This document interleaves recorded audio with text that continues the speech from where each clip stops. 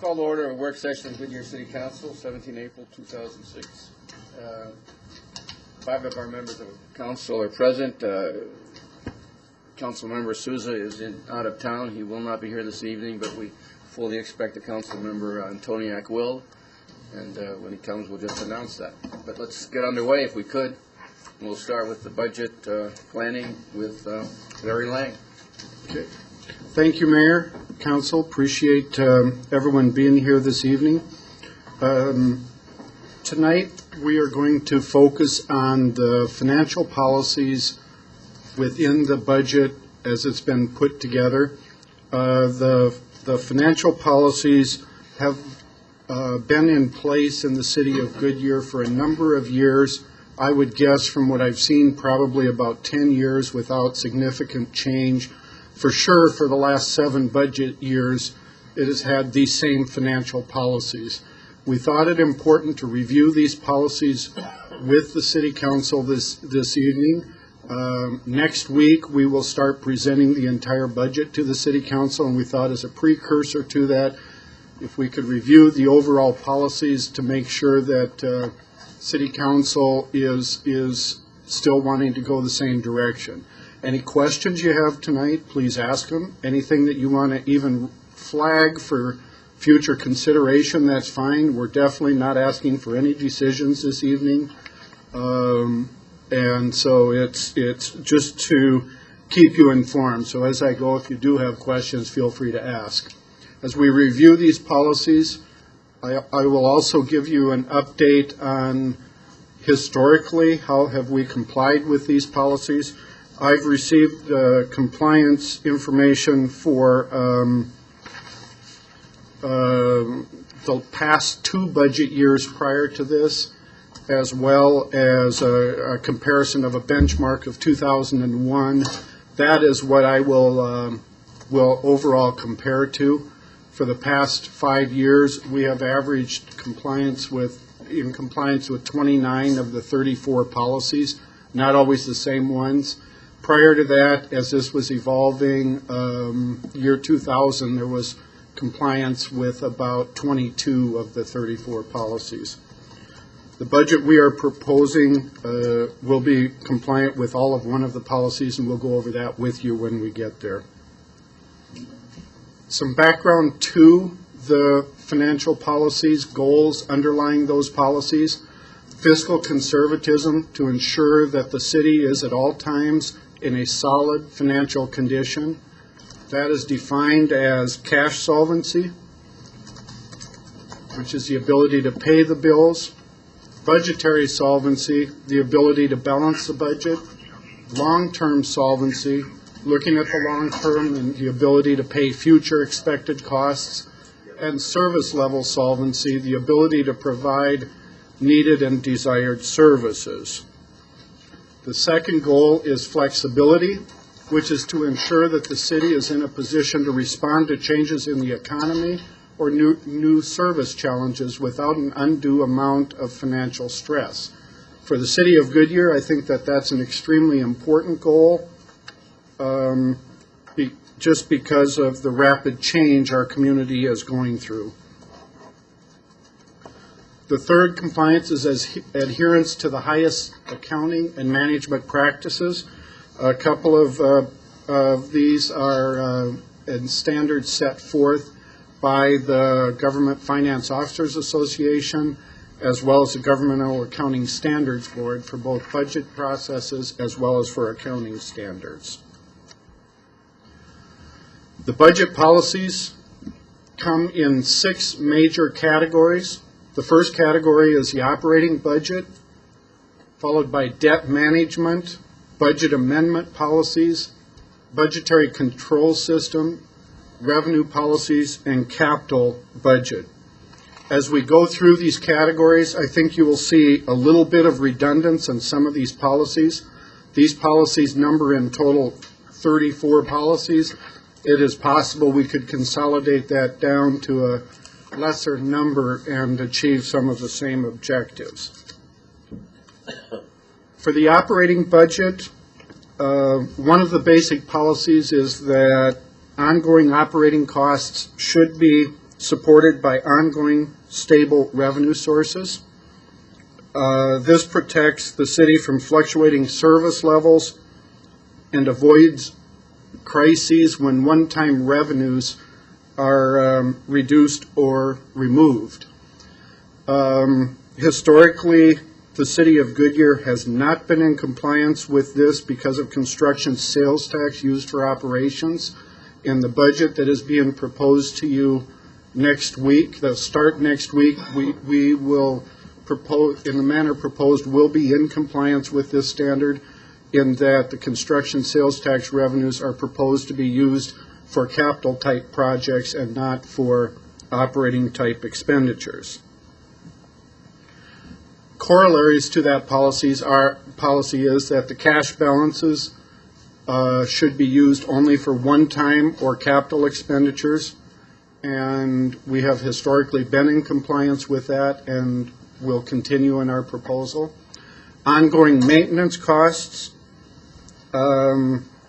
such as street resurfacing or replastering swimming pools, should be funded out of ongoing sources and out of operations, as opposed to out of capital sources, and that is so that that money is available throughout. Those are important projects to be doing at all times.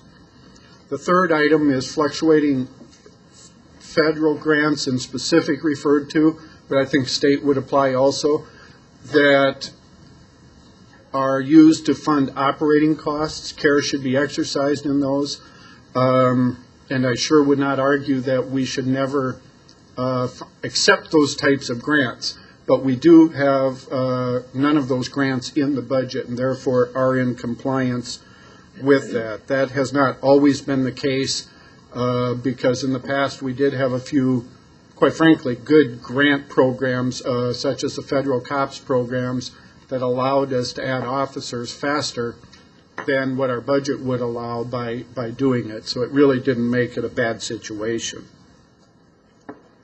The next standard is that revenues from growth should go towards growth and development. This sounds very similar to the ongoing stable revenue sources, and the principles are very similar, but this one also specifically refers to other revenues in our budget, such as the building permit fees and those types of revenues, funding the costs of those services. And the city has been in compliant with that, with the exception, again, of the construction sales tax in the past years. And because we're removing the construction sales tax from operations this year, we will be in compliance in our proposal. The next choice is, policy is that the general fund appropriations should include a reserved contingency account equal to the first 4 months' operating expenses from the prior fiscal year. And that fund balance or that contingency will be presented in the budget as proposed, as it was in the 05-06 budget year that we're in. Years prior to that, that was a very difficult standard for the city to meet. So I'm very pleased to report that that is a standard we're able to achieve today.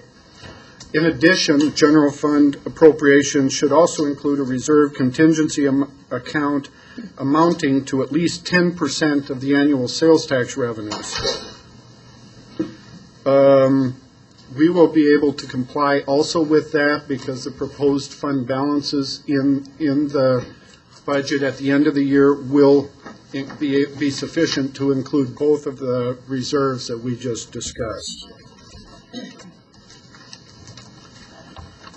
The next policy is that enterprise funds should be self-sufficient, including sufficient recovery of the overhead that is otherwise funded by the general fund. Such examples of the overhead can include the billing services that are done within the finance department, to the cost of the personnel department, and a number of other costs in there.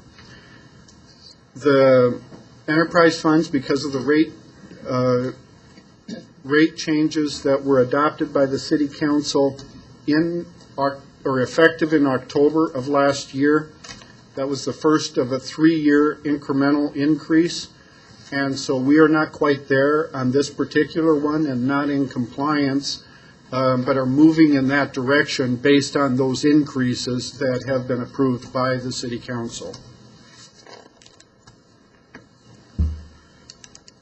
The next item is establishment of a depreciation and replacement reserve for vehicles and equipment to ensure that enough funds are set aside to replace equipment as we go in and replace capital as we acquire it.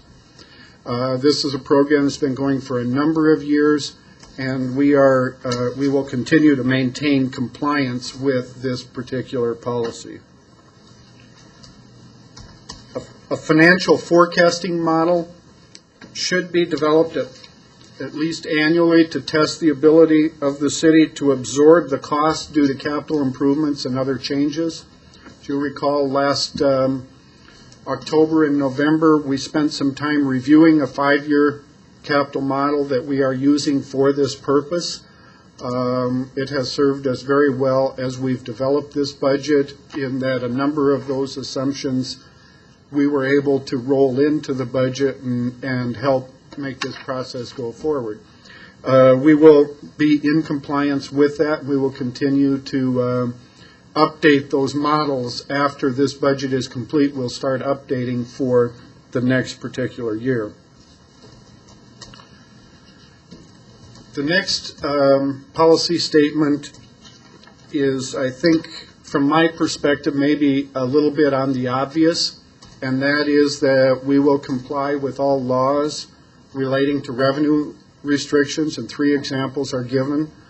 The local transportation assistance funds, or sometimes referred to as lottery funds, are required to be used within the rights of way, or a portion of those funds, when the lottery hits a certain dollar limit, could actually be used for parks and recreation purposes.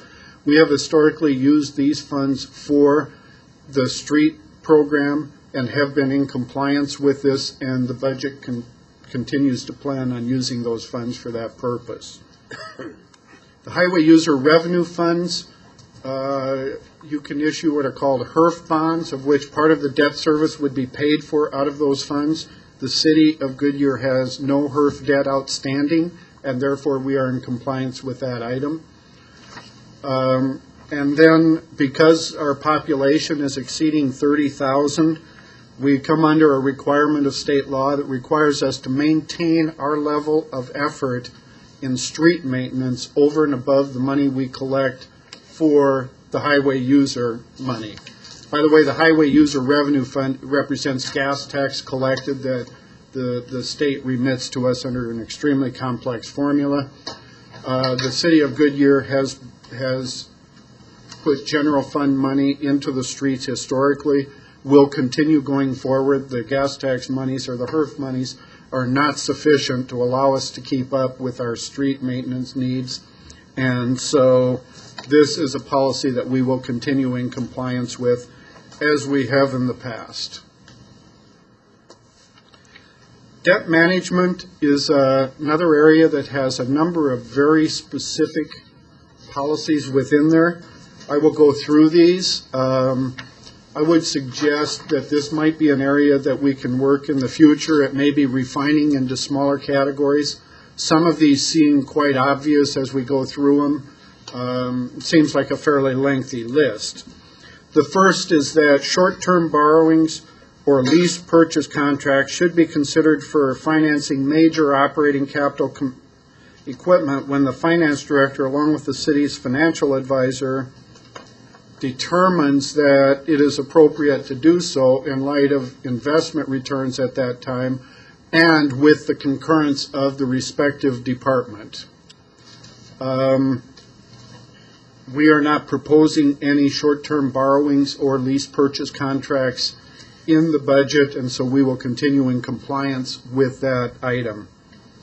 Annual short-term debt payment should not exceed 5% of annual revenue. We do not have annual short-term debt payments. Annual debt service on long-term general obligation debt should not exceed 10% of annual general fund revenues. As I read that particular one, I interpret that long-term debt paid for by the general fund. Outside of that, I wouldn't understand the purpose of that policy, and we are in compliance with that from general fund sources. Is far less than 10% of the revenues that we're proposing to be used for debt service. City of Goodyear Public Improvement Corporation, which are the payments on the financing used to pay for the city hall, are required to meet revenue coverage.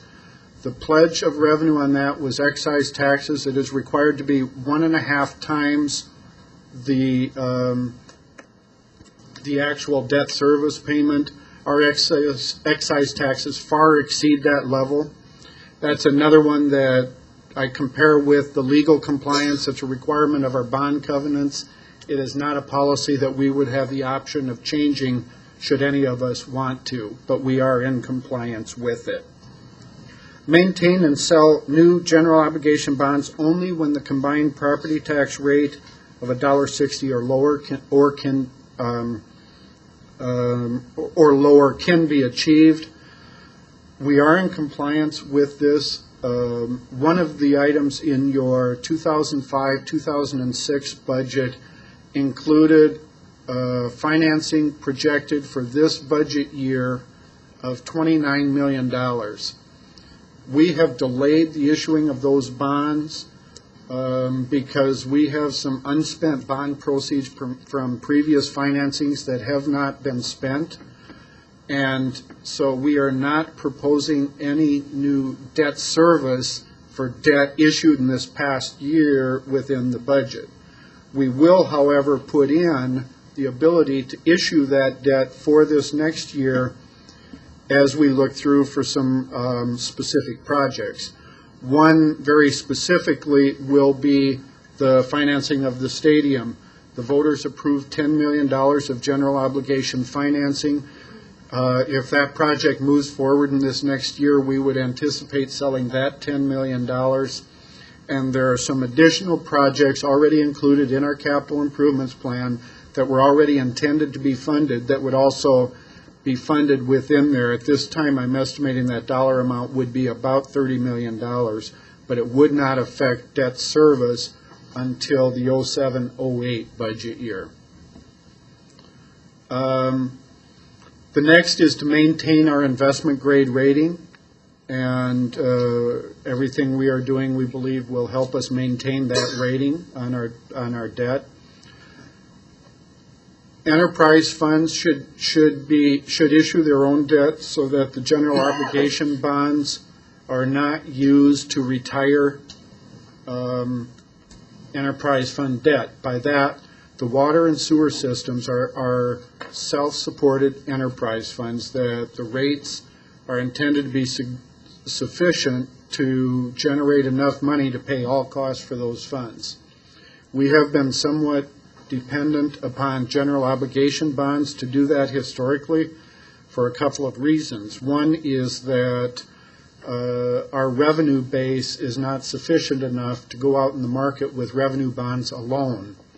Although as we are growing, I believe that we are getting close to that point where we are, and in working with our financial advisor, this is how I would propose we start financing future revenue bond issues as they may arise. But we are in compliance in the proposed budget on that issue. And finally, number 8, bonds should not be financed by general funds unless necessary. And if the general fund does finance bonds, the combined annual debt service shall not exceed 5% of the 3 years' average operating revenues of the general fund. We have been and will continue to be in compliance with that particular criterion. The next three items talk about processes to amend our budget. And they really come in three different categories. One is total fund appropriation changes.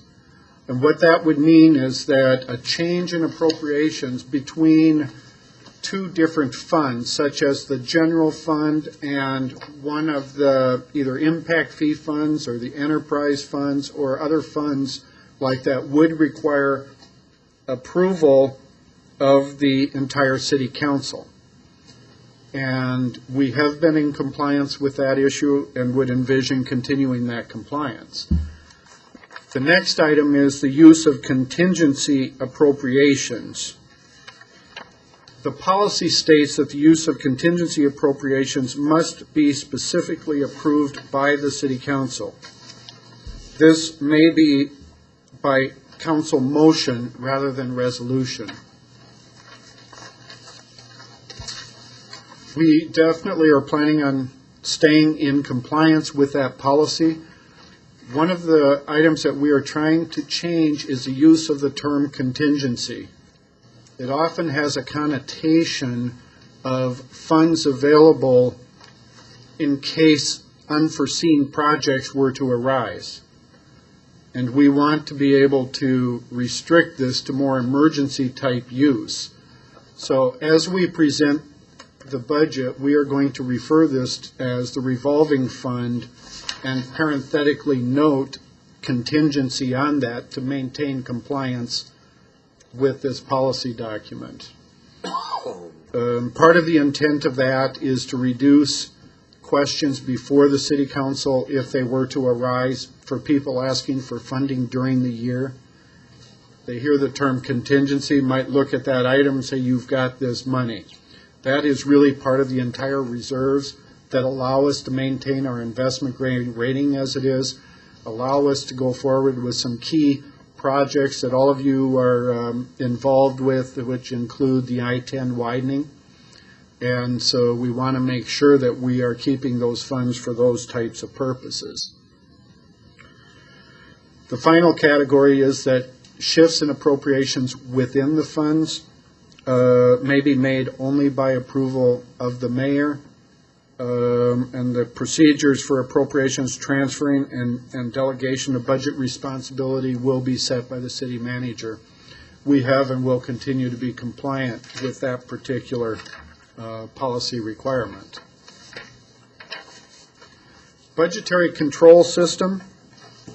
One item that we have not been in compliance with for the past year that I've been here that we will be in compliance with in the near future is monthly budget reports and periodic reports to you about the status of the budget.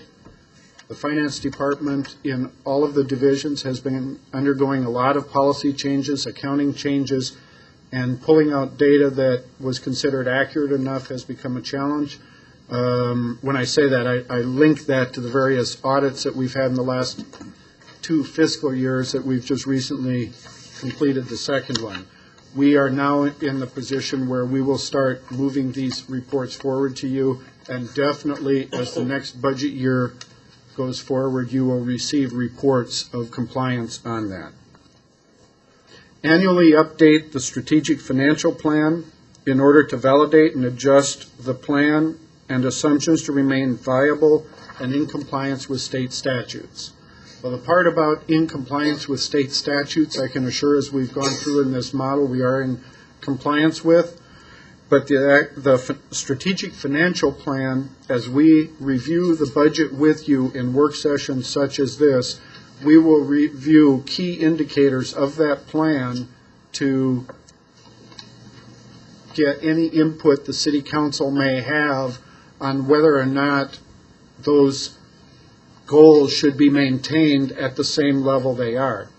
A specific example of that refers to the stabilization of revenues because of our heavy dependence on sales tax.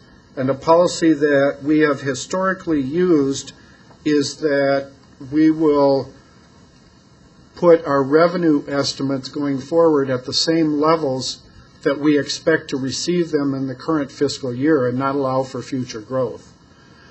We are proposing in the budget that we present to you that we do allow for growth in these revenues. It makes sense when you've got a historical trend that shows what that growth is to be able to allow for it.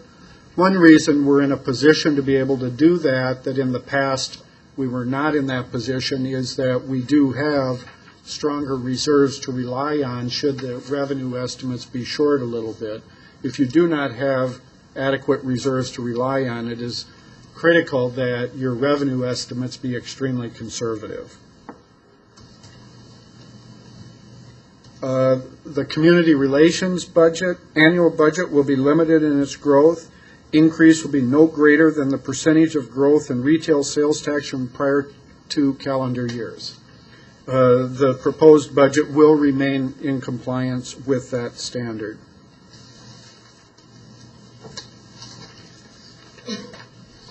In revenue policies, as to how revenue is determined and used, a diversified and stable revenue system will be maintained to ensure fiscal health and absorb short-run fluctuations in any one revenue source.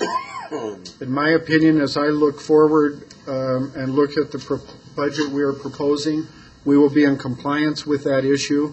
Historically, that one has been labeled as non-compliant for the very same reasons that we've discussed in the capital sales tax issue.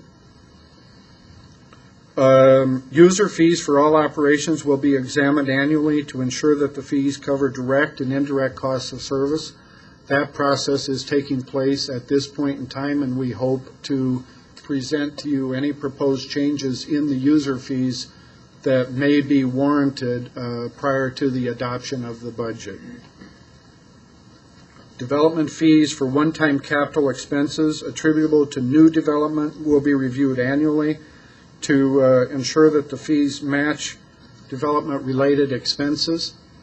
These fees are in the budget as being reviewed, and currently we have a consultant working on those fees. They have not been completed as of this point in time, and in fact will not be available, but we just did an update on the cost of living index for some of those fees. We are expecting in the next month to start being able to present those development impact fees to you, but we've run a little bit behind on that. Then cost analysis should be performed for all services to determine if the fees collected are meeting the costs of providing those services. And that budget item we will, again, as part of the reviews taking place, be in compliance with, and that has been compliant with in the past. The final area, I know this breaks your heart with this exciting stuff, but the final area of the budget policies are in the capital budget. The long-range capital improvement plan shall be prepared and updated each year. The next sentence states that this plan may include unfunded projects that carry out the city's strategic and general plans.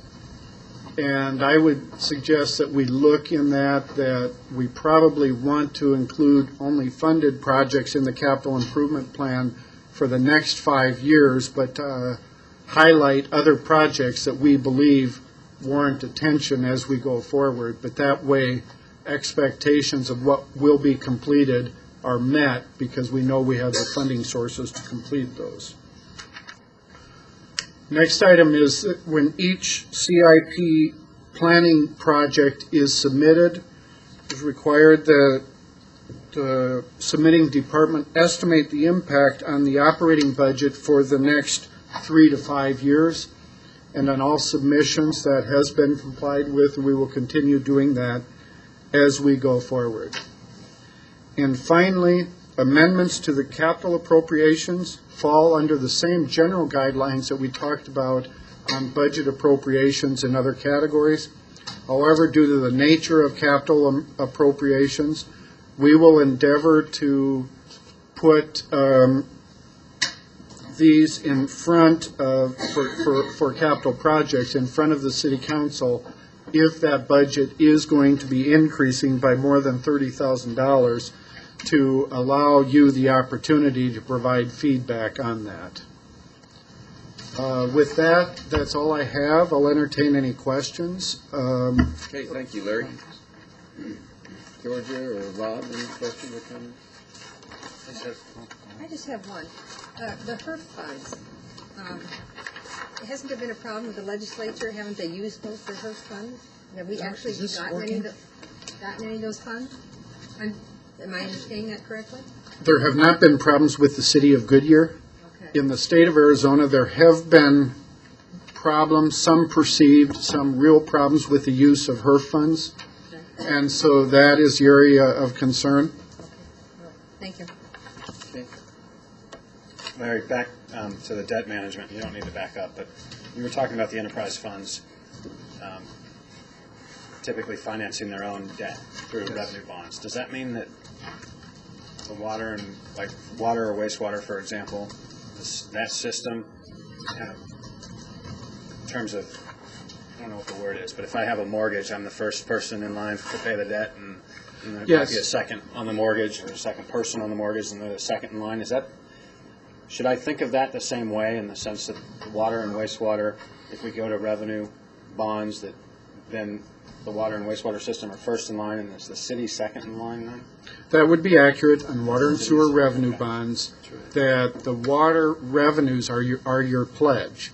Now, what requirements of those bonds, very similar to what I mentioned on the public improvement corporations, any buyer of those bonds would require what's called a debt service coverage ratio, so that your rates are sufficient to cover your operating expenses, the debt service, and capital needs, plus generally it's somewhere about 120%. They don't want to be in the position where you're not paying for the operations of that fund for obvious reasons. And that's where we're moving. We're trying to achieve that in the Yes. water and wastewater arena, such that we are at the 120%. And be That able is to correct. Bond against its own capacity. Okay. That is correct.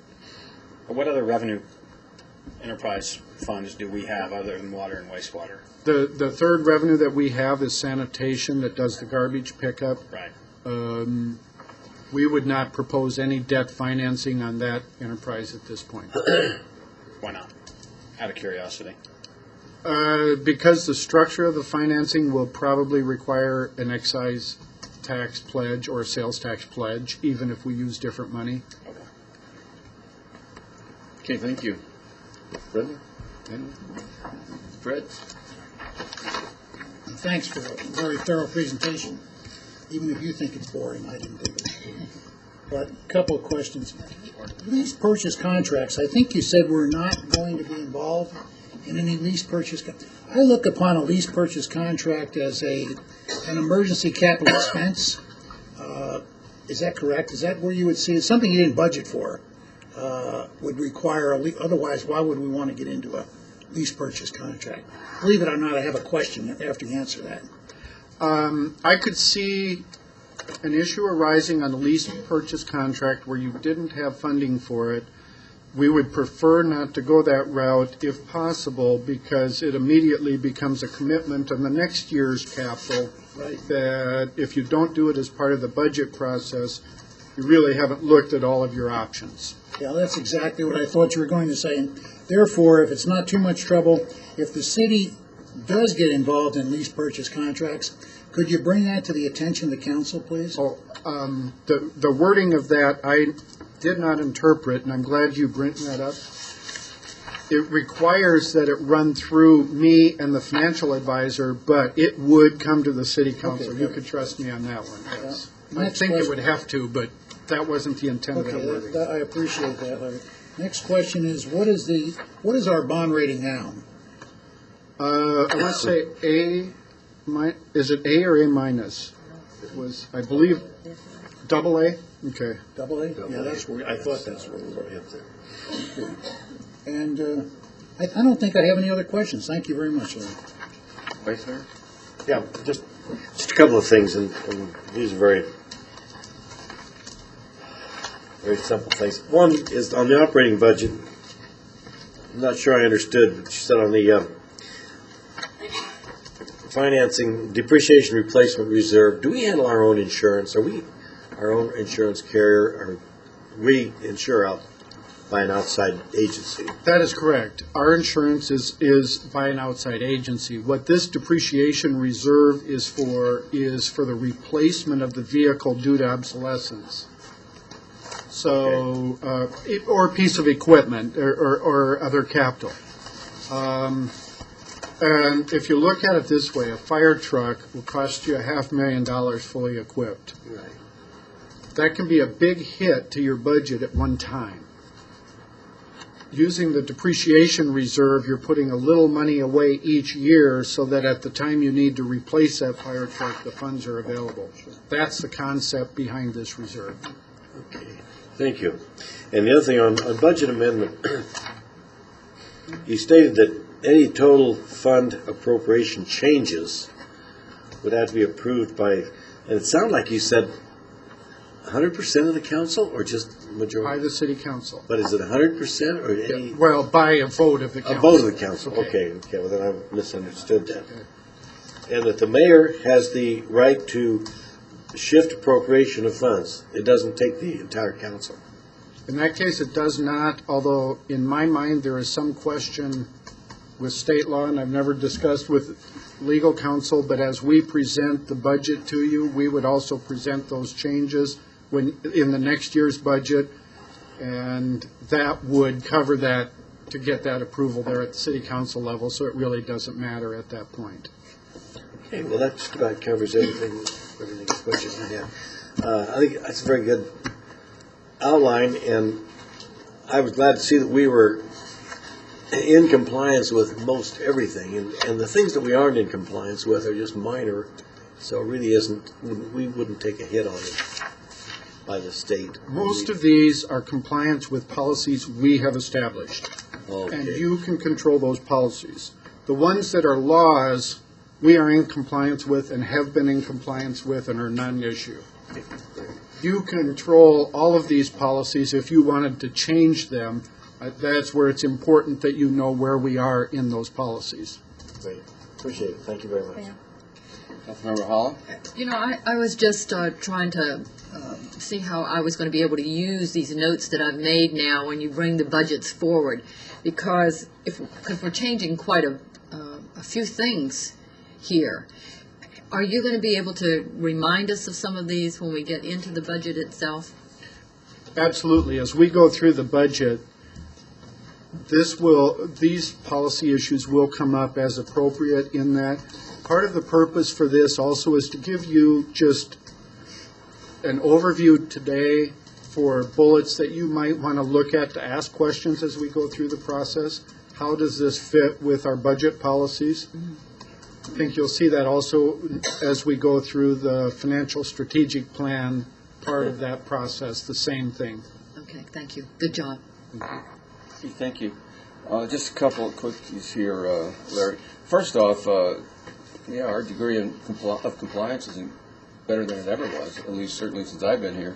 And where we aren't, we're moving in the right direction. So that's congratulations to staff, Steve, and to council too. So obviously staff's carried the heavy burden here, so we thank you for that.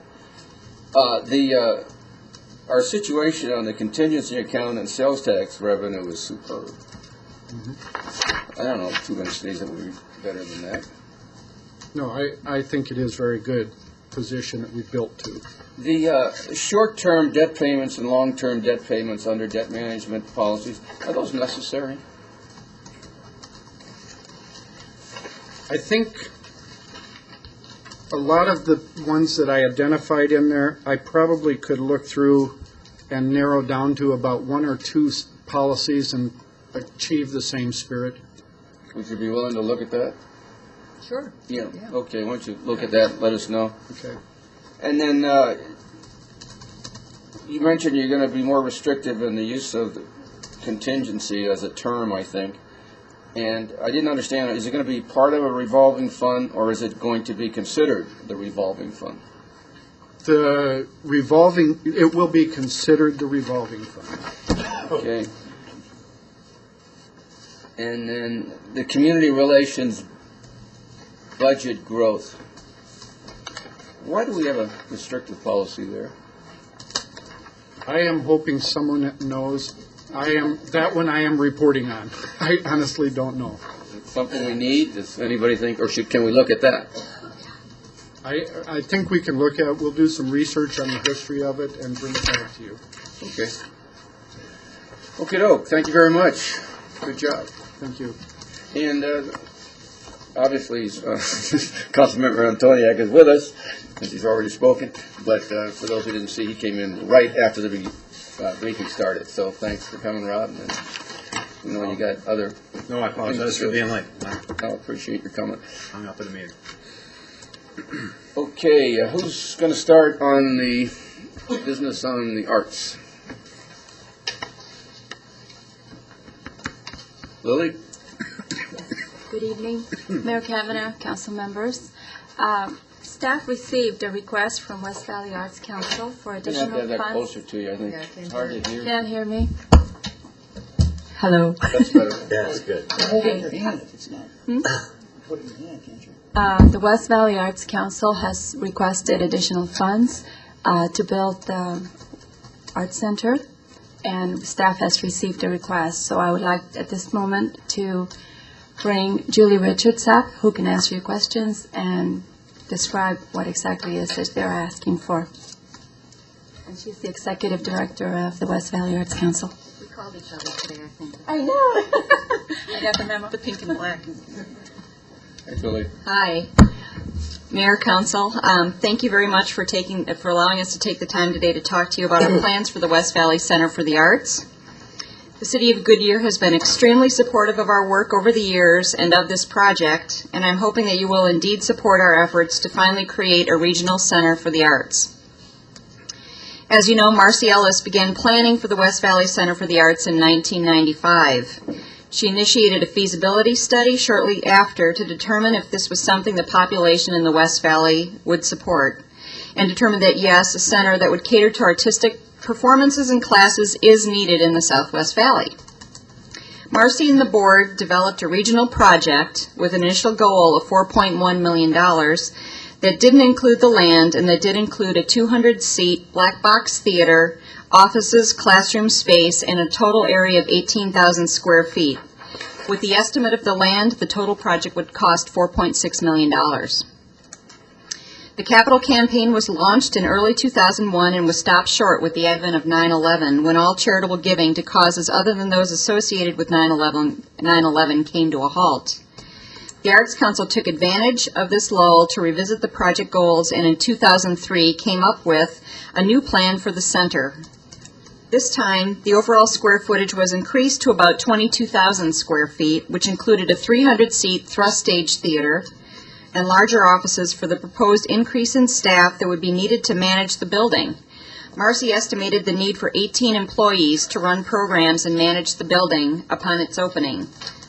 The goal of the campaign was increased to $6 million that now included $500,000 for the land. When I arrived in June of 2004, Marcy had raised almost $4 million toward that $6 million goal. We had a construction management contract that had a deadline of September 2005, so Marcy was going full steam ahead on trying to raise the remainder of the funding before the contract expired. This all changed when I realized 2 weeks into my new job that the size of the theater was only 300 seats. I will swear to the end of my days that I was told that the theater was 1,000 seats when I was interviewing for my position. When I found out the size and dimension of the theater and that it was only 300 seats, I took my concerns to our board. I found out quickly that almost every program the council currently presented in a theater-type setting exceeded an audience of 300 people. I also knew that the type of stage that was proposed, the thrust, was not practical for the kinds of performances that we would be bringing in. The stage was also not large enough to accommodate a full symphony orchestra, and I knew that was something that was important to our organization and to our donors. I was encouraged by the board and by Marcy at that point to look into what the cost might be to build a larger theater that would better suit our needs. The next step was to figure out how we would pay for a larger performing arts facility.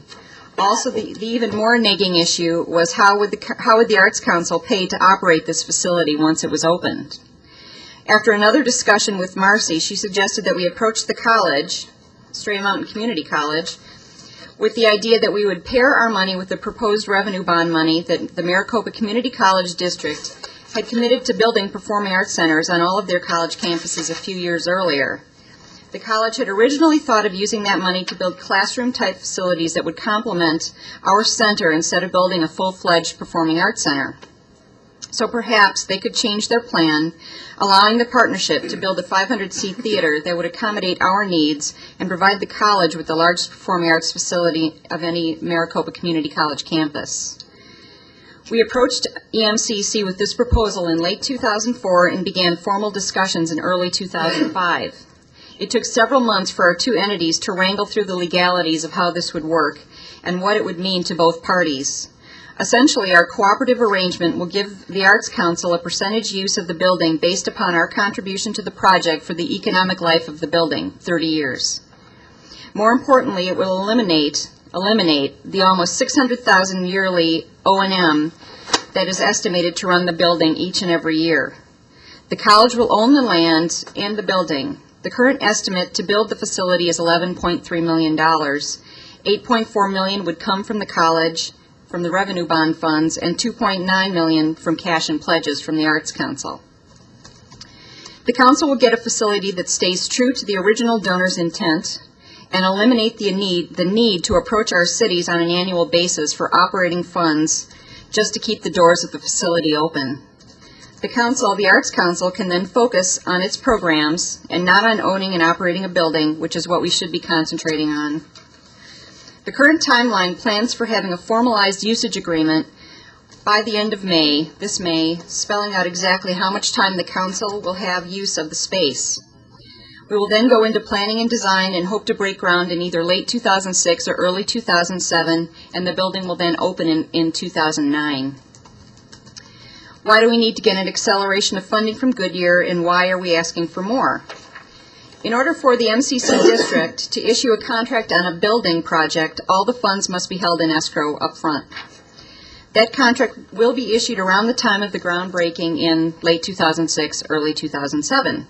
Therefore, we are asking our largest donors specifically to accelerate their gifts so that when and if we need to finance any portion of our unpaid pledges, it will be minimal. We are asking for an additional $300,000 to help offset the increased construction costs needed for this project. While the Community College District can and will send this project forward to be bonded, the district can only bond for what it had originally planned for, which was a 300-seat performing arts facility. The whole idea of the partnership was to allow for a larger facility that would better suit our needs and be a signature facility for our own regional college, Stray Mountain Community College, and the Maricopa Community College District. In addition, the partnership with the college will only serve to cement the regional concept of serving West Valley residents, both by the Arts Council and by the college. Also, we have been in regular communication with our capital campaign donors, both by letter and in person, when we have had progress to report. We held an open meeting for all donors in early January to discuss the details of the partnership, and I believe the mayor was there, and we will be holding another meeting with them once the usage agreement has been completed. Since progress has been slow, these communications have been a few months apart, but our donors have been supportive and are excited about the fact that the end is in sight. I have encouraged our donors in writing and verbally that if they have any concerns about this project, that they should contact me. I have had a few questions about the usage agreement and how use would be determined, which is why we are being so diligent about the legality and specifics of the document. It needs to be bulletproof. As I said at the outset, this project has been going on since 1995. It will be almost 15 years before it is completed with the help of this partnership. If the Arts Council were to go it alone, there is no telling how long it would take for us alone to raise the money for the facility. This is indeed a win-win-win. The West Valley Arts Council will have a home for its performance and classes, the college will have a facility for its new and expanding programs, and most importantly, the citizens of the entire West Valley will have a center for the arts, to which they have contributed personally, and that will have a significant impact on the quality of life in the region. Thank you. Thank you very much. Just before we go around, I'd like to start with Councilmember Scott, if I could. Okay. But we pledged $250,000. Yes. And how much have we put in so far? I believe 100,000. Is that correct, or is it 50? 50? 50 to date. Okay. Councilmember Scott? Yes, thank you, Mayor. First of all, I want to preface what I'm about to say here, because some of it's very negative. But I want to preface the fact that I have, for years, been a strong supporter of the Arts Council, as you know, and served on your board for 5 years prior to your arrival, 2 of those years in Dustin's position. Having said that, I've got some comments that have to be made here. First of all, a question, Julia. The merger with the school, has that been inked yet? Is that going to happen, or it has happened? It has not happened formally yet. We have a memorandum of understanding with them, but the usage agreement is really the formal document. Okay, I'm gonna point out some things here, and please, staff, especially our city attorney, if I'm wrong, correct me. But when we pledged our $250,000 at $50,000 increments to you, we put this in the form of a contract, the city did. And I'd like this council to be aware of the fact that this is null and void if we request it to be null and void whenever the ground rules change with regard to a merger, as has occurred here or as will occur. That doesn't mean the council has to vote that way, but I want the council to have that information. It has to come back to the city council. Right, for a yeah. vote. Yes, and that is correct, is it not, Rourke? Yes, okay. Let me move on here. We have I think, and again, I'll ask for input from the attorney, a quantifiable problem here. We have pledged $50,000 increments to the Arts Council, whether that's going to be null and void, be a decision of the council. But we pledged that amount of money. That's quantifiable to the community, $50,000 a year. I don't know that $700,000 or even $750,000 is quantifiable. I don't know if we could do that as a city. That has to be studied more. I need a lot more input from council before we ever begin to move in that direction. And let's see, and once again, keep in mind that when we pledged this money and we moved in this direction, you made it very clear in your presentation, Julia, but this was a private, not-for-profit organization. Now it's a public organization supported by bond dollars. And as an individual, unless somebody can convince me otherwise, I have a problem with the city getting involved with this. So that's my presentation, and I didn't mean to offend anyone, but I feel strongly about this. No, I understand. Okay. Mayor, some information here. We're not talking about $750,000. Can we clarify that number for everybody's Can I understanding? clarify that for you? Yeah, can you define the I was 750? talking about the 250 has been pledged. Correct. We have 200,000 remaining on that pledge. We have 300,000 in addition to that they're asking for above and beyond that in a lump sum. That's what I was talking about. So it's a remaining, that would be a Total of 200,000 plus 550. 300 would be 500, not 750. Yeah, that's right. Right, okay, I just want to be clear, we're not talking about Sorry, I $750,000 of misspoke. $1 million. Okay. Vice Mayor? Yeah, my concern is, along with that, and I agree with what Councilman Fred has said on this one, but I want to take one more step that I just have to question the fact that we are being asked for $550,000 in contribution for a capital outlay for the building. In a building that doesn't exist in Goodyear but exists in another city. And I'm not sure that the equal part of this in I don't know whether it was divided up based on, well, how was it divided up? Based on what? On number of people that attended each of the functions? Or is it on the size of the cities? Because what I see here is Litchfield Park is being asked for $50,000, and there are probably more people from Litchfield Park attend these things than any other city. Actually, I wouldn't say that. I would say that it's probably the majority of the people who attend our performances currently are from the city of Goodyear, would be my guess. Pebble Creek But especially. you don't have any... I can't tell you that exactly off the top of my head. I know that the majority, well, not even the majority, about 40% of our donors come from Litchfield Park. But I don't know as far as attendance, and I would say the vast majority of the people who attend our performance are City of Goodyear residents, because the symphony concert, we have 3,000 people that attend that on an annual basis, and by far the vast majority of the people that come to that are City of Goodyear residents. Because they live in Estrella Mountain Ranch. And the majority of our performances that we do are in the City of Goodyear and do draw more from the City of Goodyear than other cities. I'd just like to make one other comment. Marcy's original idea for this really was a regional approach, and I know that she came to you all with that regional concept in mind, and specifically chose the college site because the Estrella Mountain Community College is considered a regional community college, and felt that that would be the most neutral area, that where all of the cities of the Southwest Valley would indeed support it. And so, even though it's not located specifically in the City of Goodyear, I know that the vast majority, or many, many residents of the City of Goodyear would take advantage of the facility. There's no doubt about that. Yeah, and I was concerned too with the fact, because of the fact that it's located in Avondale. At the end of 30 years, what happens to the Arts Council and their relationship with the facility? Ideally, we would continue to use the facility. But hopefully in 30 years there'll be other facilities online as well that we will also be programming to, doing presentations and presenting in hopefully a facility that will eventually be in the City of Goodyear, a facility that will eventually be in the City of Surprise. Right now this is it, and this is the only thing that's really on the books, other than the City of Peoria's Performing Arts Facility for Theater Works, but that's being built specifically for that community theater company. It's a 280-seat theater, and they will be in it.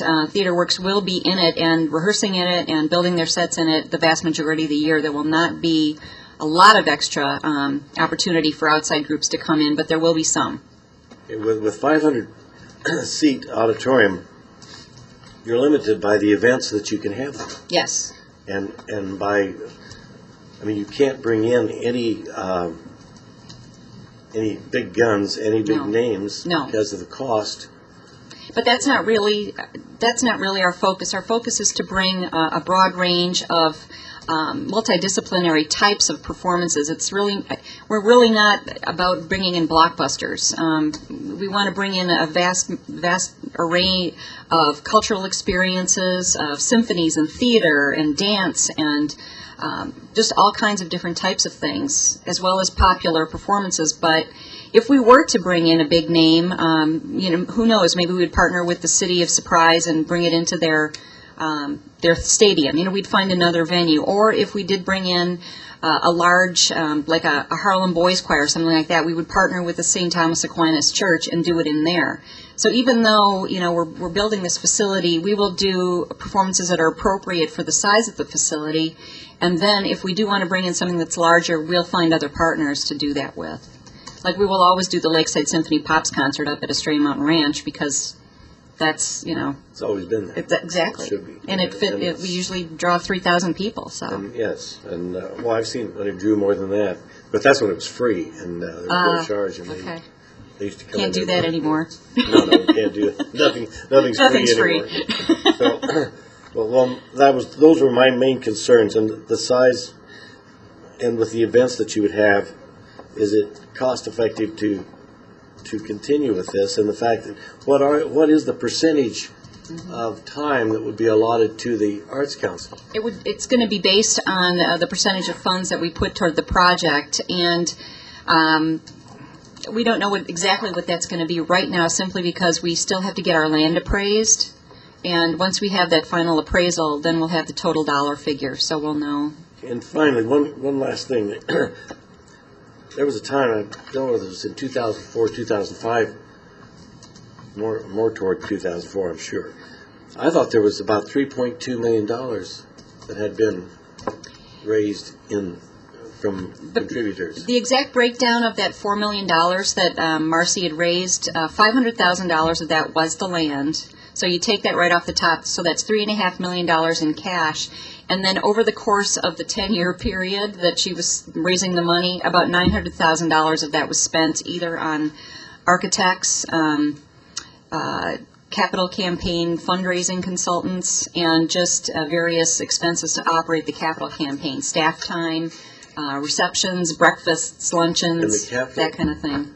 $900,000. And it lost money going through the campaign programs. Well, those are normal. It didn't lose money. Those are just normal operating expenses for a capital campaign, and those were built in to the costs. Your campaign didn't gain, though, through that period.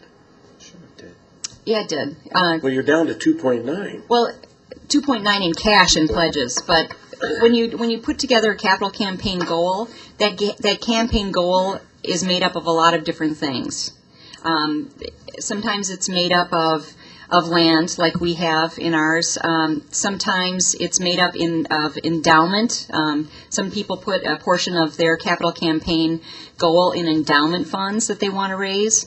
So all of those percentages are different, and in our case, $500,000 was the land, and even though Marcy, we were saying that we raised $4 million, which we did, we were also spending money along the way.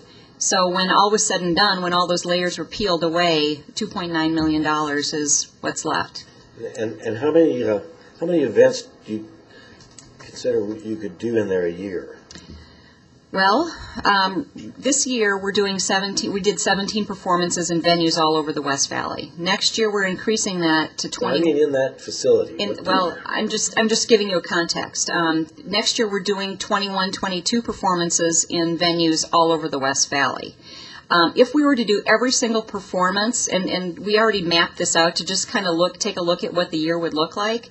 If we were to do every single one of those 22 performances in that facility, there would still be plenty of space left for us to add additional things. So it's the percentage use that we're going to have will be plenty. It will give us plenty of opportunity to expand. You don't have any numbers. 22. If we did 22 performances, we'll probably do between 20 and 25 performances in that facility. But that's not counting. That's just performances. That's not counting our Gallery 37 classes that run for 6 weeks during the summer.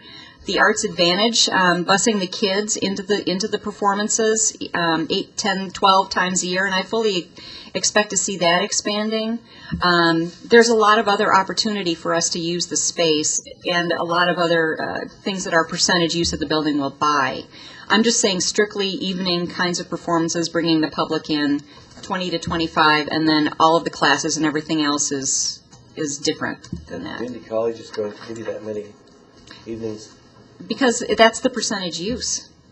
That's the percentage use. But if you think of like, Mayor and Council, if you think of like a timeshare where you're buying your use, we are going to give a certain amount of money to the college for our use. And they have to legally get their amount, we have to get our amount. And that's where we're going back and forth with the use agreement that we're negotiating. This is Dustin Jones, Chair of the Arts Council, for the record. Sorry.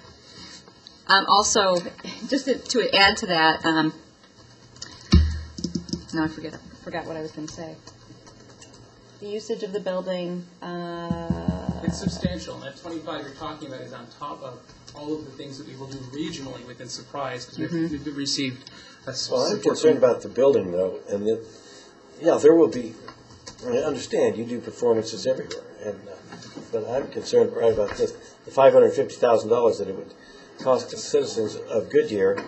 And what are they getting for their $550,000? That's what I want. Well, everything now that's all over the Southwest Valley, that's in this high school auditorium and that high school classroom and that high school this and the wigwam and here and there, and it will all be in that facility now, with the exception of those things, like I said, like a Harlem Boys Choir kind of performance that we might want to put in St. Thomas Aquinas Church, because it would draw more people, and it's a better acoustically sounding space for vocal music, probably, when all is said and done. One example is this weekend bringing in the Arizona Ballet, the venue.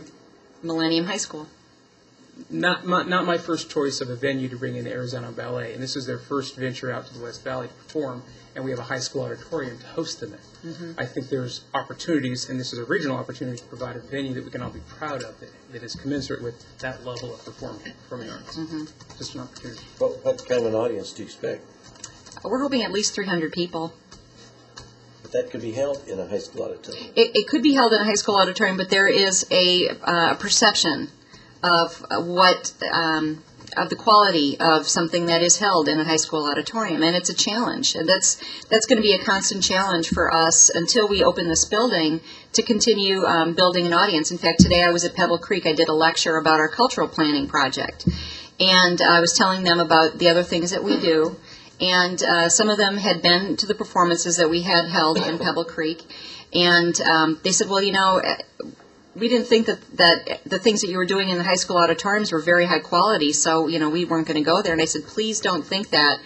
We have to use those high school auditoriums now simply because that's all that's here. And not only that, and we love being able to use those spaces. However, a high school auditorium is woefully under. It just doesn't have all of the built-in facilities, the lighting, the sound, the dressing rooms, the amenities that you really need to put on a fully professional performance of anything. And in fact, last year, the BYU folk dancing performance that we put on at Westview, the dancers came in and did a run-through prior to the actual performance.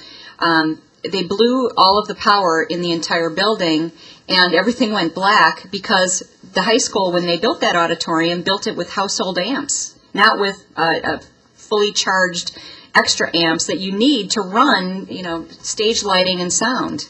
That's the difference. Ours will be a fully professional facility as opposed to a high school auditorium that's just woefully understaffed, essentially.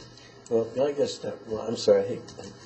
It goes to another point. The Theater Works. Mm-hmm. As a comparison, how many cities were involved in contributing to the One. building for Theater Works? Just One. Peoria. City of Peoria. And they're Okay. $10 million. at least. Yeah, 12 is what I was told. Yeah, I met with the council member who spearheaded that, and because of when they allocated the funds and they run up with the construction costs, they're under budget even with the $10 million. Now they're close to Okay. 12. Thank you, man. Okay, thank you. I'm going to listen to Rob first. Councilmember Antonia? Yeah, you know, I took my daughter to, Charles Webb. that's right, Charles, the other day, you know, and I think, you know, of activities like that when I approach something like this, I look at this number at $11.3 million, and I think that's the last thing I'm going to commit here at the City of Goodyear is $11.3 million, and I think of what I would get for $550,000 far outweighs what I would get for 11.3. For 11.3 in the City of Goodyear, I'd get staffing of what I just heard is 18, probably 10 to 18 arguably, or 10 to 20 individuals, which is a liability for those of us in the city to support something such as a 500-seat theater if we ever moved down that path. And if we move down that path, it's not going to come to market for 10 to 20 years from now in terms of getting something in the West Valley. At least I don't see us. I mean, I see us faced with fire station decisions. I see us faced with water and wastewater decisions. I see us faced with a lot of basic infrastructure needs in the City of Goodyear. And would I like to have an arts venue? Would I like to have an arts facility? Yes, I would. I would love to have the ability to take my daughter to a Charlotte's Web multiple times during the year, or to perform in some sort of local, local Community theater. Community theater production. or some local orchestra as a teen, and that's something that's getting lost and lost in childhood education and in basic education as we move as we're growing in the West Valley and in Arizona. I mean, as a kid, I remember tooting my horn and trumpet. Now I toot my horn in a different way, in a more annoying way sometimes for some of you. But, I remember, playing the trumpet in third grade on my high school, or in my high school, my elementary school gymnasium, and that's lost. Yeah. Kids don't even have those venues nowadays to do that. Adults don't have those venues. Some of you live in Pebble Creek. You're fortunate to have those venues to do that. But as an aging population, they don't have those venues in local in local communities. We're not looking to build those venues in the near term. $550,000 gets a theater that's quick to market. It gets it in a fashion that is usable for our community members, for the things that our community members are asking for. They're asking for a community of excellence, and this is one opportunity for us to step up. And I mean, we're playing a very regional role in a very basic need in terms of transportation. This is a little bit of above and beyond extra, but the dollars, $500,000, while it's a lot to shake a stick at, it's not a little amount of money. It is a small price to pay for a larger, much larger impact in terms of a region. Is it in the city of Avondale? Yeah, it's in the city of Avondale. Does my daughter recognize it's in the city of Avondale? Does anybody else recognize? Half the people at the intersection of Indian School and Dysart don't know whether they live in Goodyear, Avondale, or Litchfield Park. That's true. They don't care. They just want a venue to go to. They want something to enjoy. And this is an easy opportunity for us to do that. Are there things to be worked out? No doubt. There's things to be worked out. Are there expectations that maybe weren't met, that maybe are not going to be met, but are there expectations that will blow your mind? Probably. Probably both on every side of the fence. My fear here is we may let some parochialism and some fiscal conservatism and some need to have control over something get in the way of something that can regionally play a very, very integral role over the next 3 decades in our community. So I think you all know where I stand on the 500,000 or 550,000, and if it is expediting it, we need to discuss the fiscal impact of that. If it's something of 2 or 3 year pledges of 6-figure amounts, and we split the 550 into 3 or 4, maybe that's something we need to discuss here versus I know you have a need as the Arts Council to be able to have the cash in hand, but I would think there's some way to work out a happy medium here. The last thing I'd want us to do is make something null and void just because it did change a little bit and not be able to show our flexibility as we grow in a very, very fast-paced environment that needs flexibility. So with that, I close on my comments. Could I just point out 2 more things? Yeah. Well, I have sure. one question for you. I do have a couple questions because perspective-wise. Dodge Theater, how many seats? Dodge has 3,000 seats. Okay. I was trying to. And Yeah. Phoenix Symphony? The Symphony Hall has just right around 2,000 seats. We won't discuss the O&M for facility. No, Right. we won't. And then how many at Millennium? Because I was just 600 seats. 600 seats at Millennium. George, did you? Yeah, field of arts are important, and the venues you have done this year have been exceptional. Thank you. You used the theater at Pebble Creek, and it was enjoyable. I guess where my hesitation is all of a sudden now, we're coming up, we have to have this money, and we have to rush through and give you all this money. So I guess I have to look, where's it coming from? Where are we going to get this money? I mean, what are we borrowing from, or who's not going to get what? So that was my concern, is it isn't a negative toward what you're doing and what your goal is. Then I had another concern is that it's like when a public library is done with a high school. High school ends up running it. The high school sets the hours. It prevents people from going in. It becomes a negative, because I've been hearing the pros and cons of that. And so I look at this in the same vein. Where are the negatives in this for us as a city? You're saying, yes, we don't know quite yet what the usage is. We'll know when the dollar bills are in. But, it's really hard. I'm not going to pay for a $1,000 dress and not try it on. Right. And you're asking us to do that. So I'm just uncomfortable with that. So I need some questions answered. Well, can I answer? Definitely, the worth is there. Everything that our young friend said here is true. None of us can deny that in the field of arts, and it's important for our children, and we don't have enough of it in this area, and it's important for the adults. And it's part of the growth of the West Valley. That's where we're going. But also, we have a city center coming up, and we're looking at building a similar facility in that area. So that's not too far in the future also. So there's a lot of those questions right now, but I thank you for your presentation tonight. Can I answer one Sure. of your questions? You're right, the college has certain hours and that type of thing, and we've already talked to them about that. That's something that will be in the usage agreement. So if the college is closed, we will have keys. And we will operate, we will do our performances there just as if it will be a different kind of facility than any other community college property has, really, because it is a public-private partnership. So that's something that we have identified as an issue, and we are addressing that. As far as a facility in the city of Goodyear, I hope that there's a facility in the city of Goodyear in the somewhat near future, but I hope it's a complementary facility and not a facility that's a 500-seat facility. I would really love to see the city of Goodyear build a 1,500-seat or 1,200-seat facility that could,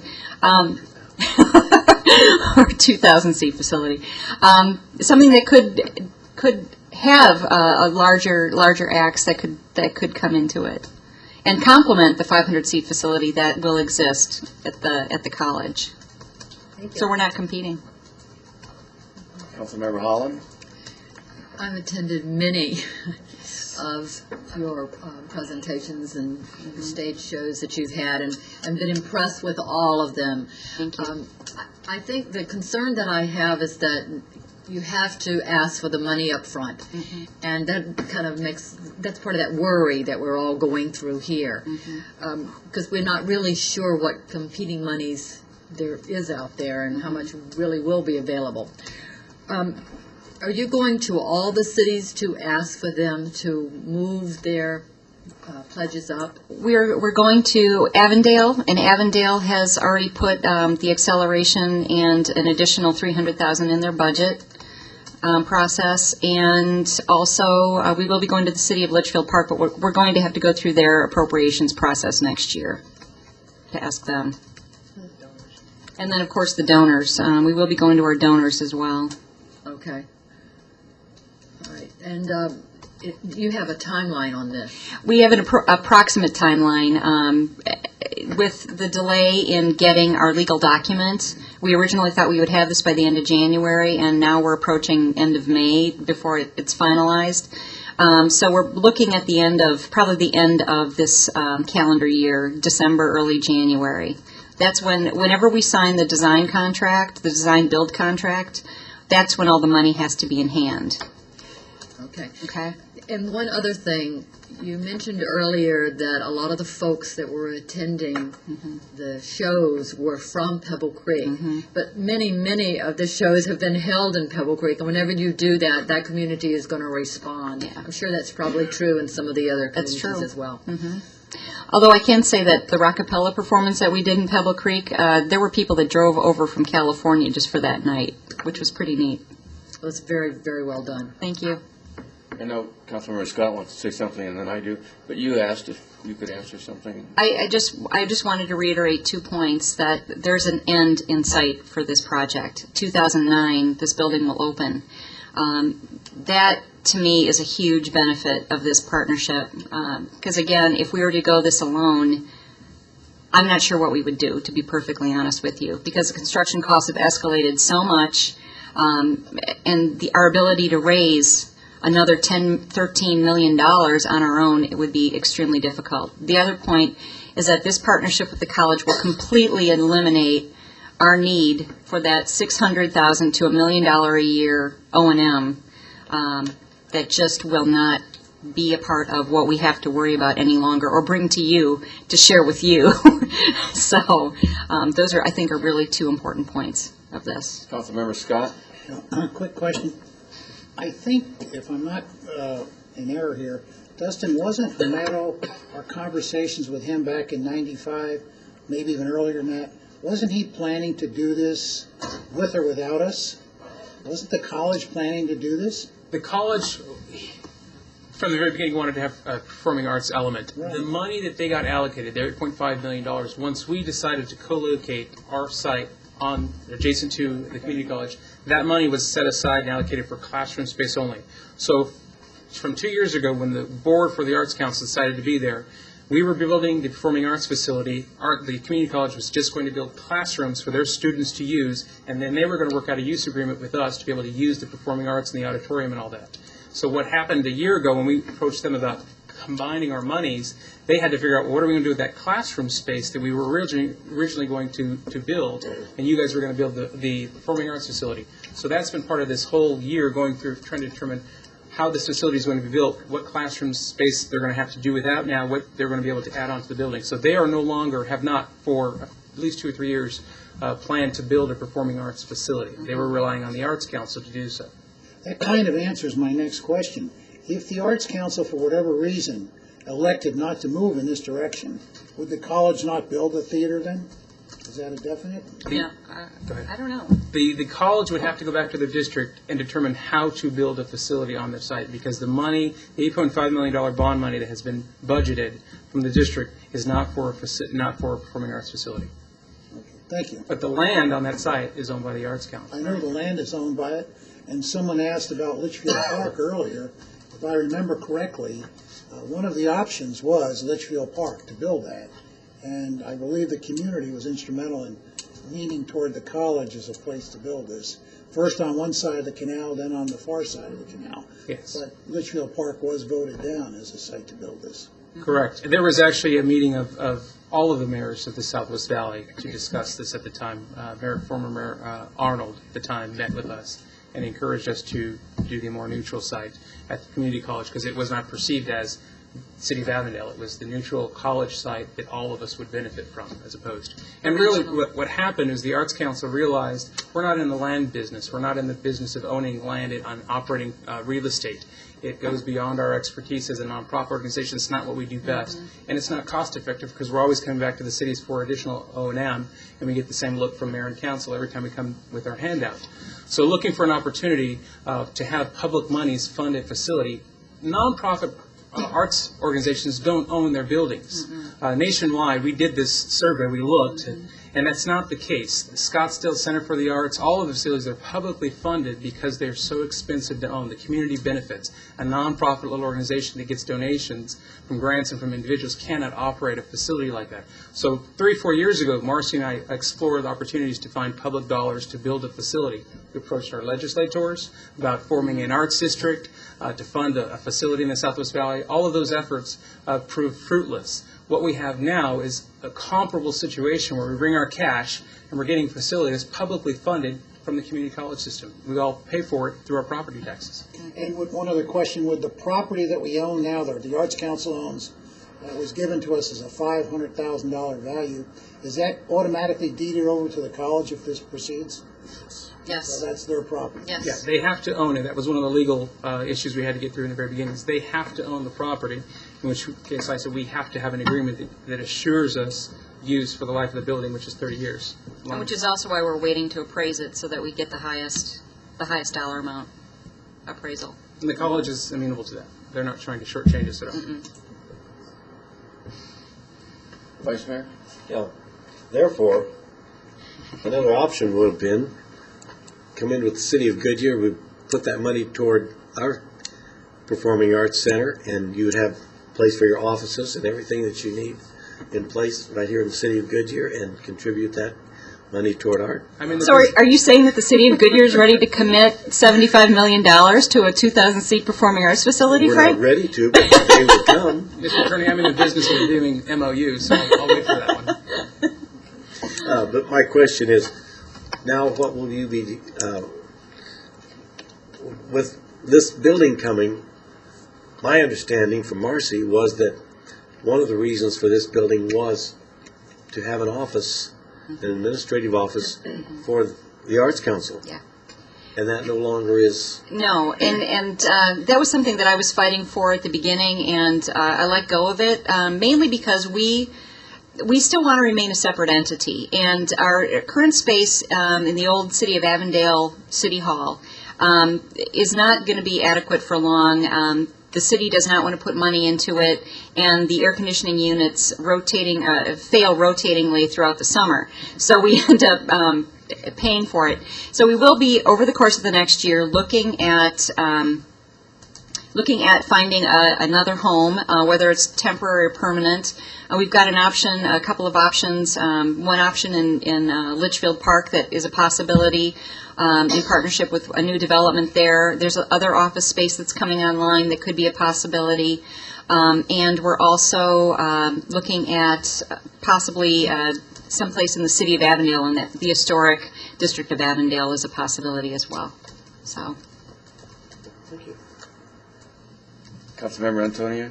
Yeah, to Vice Mayor's point about coming into the city of Goodyear, I just sat with our finance director, and we looked at 2011 to 2015. I know many of us have seen these numbers, and it had 38 million on there for an auditorium and 11 million for an amphitheater. And again, 500,000 is a very, very small percentage. Granted, we want to get there at the city center. We want to get to the point that we have an auditorium, but we've got to cultivate an audience in the West Valley, and you're not going to cultivate that audience by just building it and they will come. It's taking incremental steps, and this is an incremental investment to build that audience, cultivate that cultural relationship between the community and the organizations that exist in the West Valley, and build upon that when it comes time for us as a city to invest our own dollars in a long-term capital project. So just wanted to make that point. Well, there was $49 million.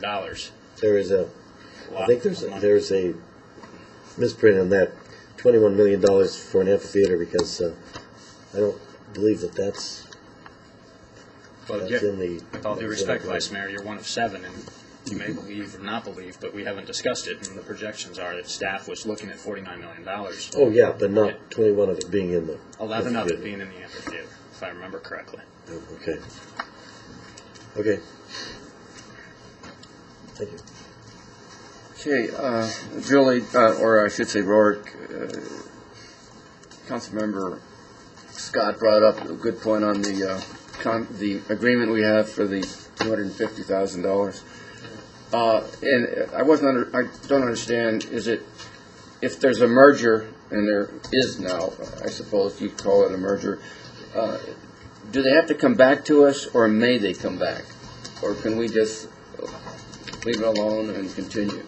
Mr. Mayor, the option, it's provision 7 of the contract we signed with the West Valley Fine Arts Center back in 2005. And basically, it prohibits the West Valley Fine Arts Center from transferring ownership interest in this Performing Arts Center. If, prior to 2010, if they, in fact, transfer title, the provision states that this agreement may be terminated and the City Council may elect to have no further obligation to contribute any further funding, and the city shall be entitled to a full reimbursement for all contributions made to that point. The term may is used twice, so it would be council discretion of terminating the $250,000 obligation that we've already undertaken. Or we may just continue to, Yes. on an annual basis, pay the $50,000. Is that correct? Yes. Okay.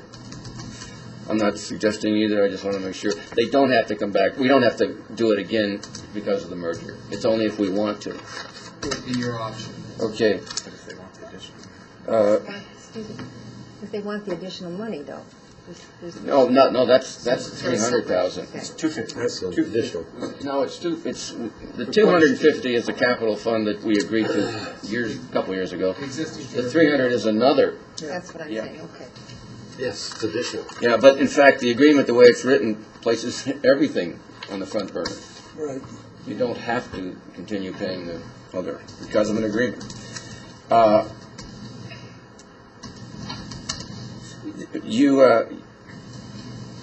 You never really gave us any quantitative criteria that you use to determine what city pays how much. And No. is Tolleson and Buckeye in the equation? Tolleson has pledged, I believe, $25,000 to the project, but we have not yet collected anything toward that pledge, and Buckeye has not yet pledged anything toward the project. So really, it was. Have they been asked?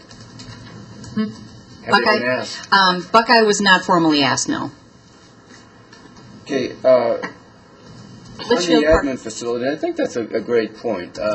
Not having the admin facilities. When you have an admin, you have ownership. At least you demonstrate that you have an ownership, even though it isn't intended.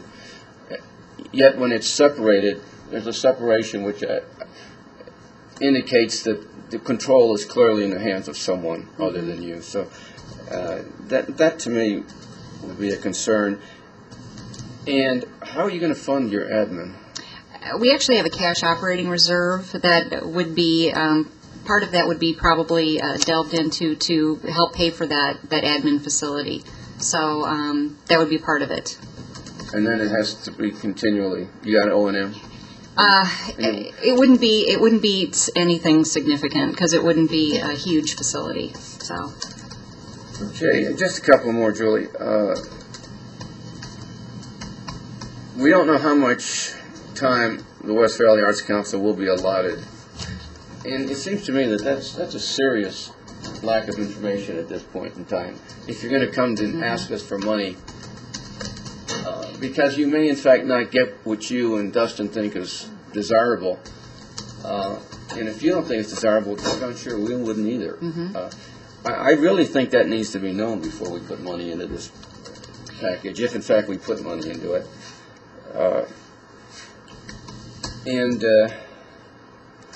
Okay, just the last point, for the record, it should be mentioned that the city of Goodyear has given tens of thousands of dollars and does it every year in community funding to the West Valley Arts Council. We offered $250,000 already, and I don't know that we'd want to walk away from that no matter what the contract says. We've got members on this council, several who are part of your capital campaign and have already paid their amount. We have previous chairmen of West Valley Arts Council and other boards associated with arts. We have a person with a doctorate degree in the subject, and we have one of the 10 best trumpeters in his third grade class. So we really, there was only 10. So we really, some of us may not understand arts that well, but we certainly are dedicated to providing it. Right. And no matter how we finally decide here, and obviously there's some opposition, I think you and others should know that we believe in the arts and we want to support it. I know you do. I know you do. Do we have staff sitting on the Arts Council? Do we have anybody from us that sits on that council? We have asked for an ex officio person to be designated by the mayor, and that just hasn't happened yet. Okay. So I was on your advisory council. I know. But that went kaput. You're now an honorary board member. You can't get away. Any other questions or comments? Okay, thank you. Thank you very much. And we, believe me, we will not sign anything that we are not comfortable with as far as usage is concerned. We will have a document on May 2nd. It will go before our board on May 16th. It'll go before the Maricopa Community College District at the end of May. But nothing will be signed if we're not comfortable with that document. So we can definitely provide that to you once we have it. Okay? Mayor, just a quick question. I don't have a clarification of what next steps are on our side of the fence, if there are any next steps. Well, yeah, certainly we're going to have to make a decision. Right. And how do you intend to present that request? I'm not sure. How do you want us to present it? I mean, we've asked for a certain type of thing. If you would like it broken down, if you would like it stretched over more years, if you want to wait until we get our usage agreement signed, you just need to let us know how you would like to see that, and we'll accommodate you. That's a good point. Sure. Would it help you if we said we don't want to kick in this lump sum, but we would continue with the $50,000 pledge per year? Would that help you? It would be something. It would be. Would it allow this to happen? Is what I'm Yes, it would. That would be great. Could we reserve the right to come back for an additional $300,000? Well, I think there's different opinions there, Fred. With due respect. I mean, No, and we understand with respect, but I mean, if there's not. Still, the request has to come our way. Yeah. And then we have to decide in a formal setting to agree or not to agree. I was under that impression it was coming our way already, but maybe staff and the West Valley Arts Council need to get together and formalize. We could do that. Formalize a path going forward to come back to us if that's what is desired. But, Mayor, Julie's kind of putting together the options right now. I mean, that's what we've really been waiting for, what those options are, so we could understand your situation better. Really, in our option, the reason why we came to you before we had the usage agreement is because we were on a stricter timeline until everything kind of got slowed down. And we thought we'd have a usage agreement by now, coming to you. We realize that we don't have that yet, but we also are very much in need of accelerating the funding to the fullest extent that we can, simply because then we will not have to finance the funding that has not yet been paid, the pledges that have not yet been paid. So at the very least, it would be ideal if you could accelerate the remaining $200,000 payment, ideally. And even more ideally, an extra 300,000 would be even better. Julie,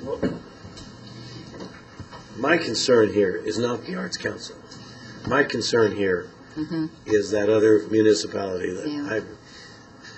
I've dealt with them and seen them in action too many years, since I've been in the Valley, since 1980.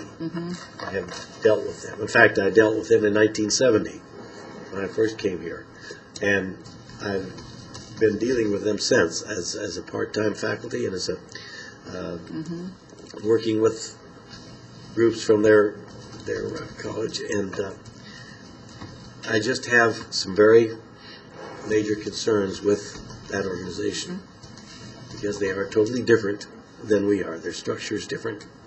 Everything about them is different than a municipality as we know it. Yeah. Okay. Thank you. Thank you. One other comment here. I wonder if Rourke would get back to us. This will come to council for a vote on whatever the proposal is. Maybe get back to us with regard to whether we indeed could give $200,000. Is this something we could justify both legally and in any other manner that we're concerned about? That's a real issue, I think. Yeah, it is. It's a big issue. We can write, analyze it, and give you a written document. Well, I understood that we can do the 200,000 if we wish. In 50,000 increments. Yeah. Right.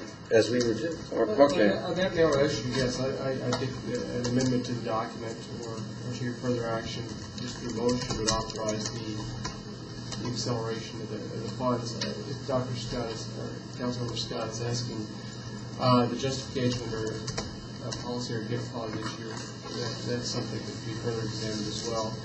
Make findings in the whereas clauses that there was a benefit to the city, but if we need to examine that further, we can. If that's what the question is. The question is, yes, can we justify that in a lump sum in a whereas clause? Can we do that? You know, I think too, Julie, if you would work with the city manager on this, he's got a feel for the Okay. council, and both of you doing that, he has an excellent feel, so, and decide how best to come back. Thank you. I appreciate that very much. We'll be in contact, Steve. Okay, Thank you, Mayor and Good, Council. thank you. Appreciate it. appreciate it. Any council member reports? City manager report?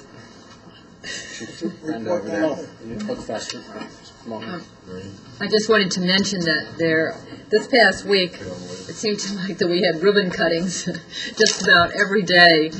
We had new businesses opening up in Goodyear, and it's very exciting. I know we were at 3 of them, and also we had the APS luncheon. That was this week, and that was also very well done, and a lot of good information presented from the APS folks. Okay, thank you. City manager? 2 items. I had the pleasure of participating in the Arizona Town Hall last week, and during that learned a lot about the diverse opinions in the state about water, land use, transportation, energy, and housing. And there will be a report coming out soon, and they've decided that they're going to carry this forward into September with the next town hall, looking at the human capital side of sustainability that goes along with all these subjects. What was the other item? Oh, the Transportation Planning Committee for MAG is meeting on Wednesday night. We're bringing forward the I-10 project so that hopefully that will be supported, giving us the ability to then go Friday to the State Department of Transportation, at which time we ask them for the final design monies so that we can continue to move the overall projects forward. We're excited about the ability to have all 4 communities participate in this effort and bring transportation solutions to an ever. I think Rob ended up in another one of those traffic jams on the way out. So It is what it is. we'll see what we can do. Live within the existing. Okay, thank you.